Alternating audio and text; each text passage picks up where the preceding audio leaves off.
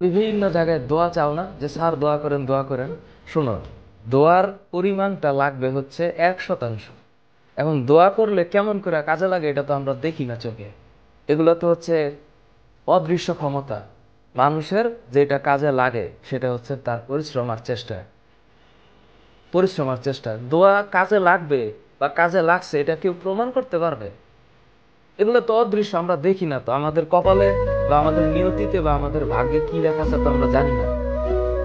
আমরা বিশ্বাস করি ভাগ্যে যে আমানতু বিল্লাহি ওয়া মালাইকাতিহি ওয়া কুতুবিহি ওয়া রাসূলিহি ওয়াল ইয়াউমিল আখির ওয়াল কদরি ওয়াল খাইরি ওয়া শাররিহি। আমরা বিশ্বাস করি, বুঝলাম, কিন্তু আমার ভাগ্যে কি আছে তা তো আমি জানি না। সুতরাং আল্লাহ এটাও বলছে, যা চেষ্টা করবা তাই দেওয়া হবে। এবং আল্লাহ এটাও বলছে যে আমি ওই জাতিকে আম, সাহায্য করি না যে জাতি নিজের সাহায্য নিজে করতে পারে না। সুতরাং দিস ইজ ক্লিয়ার।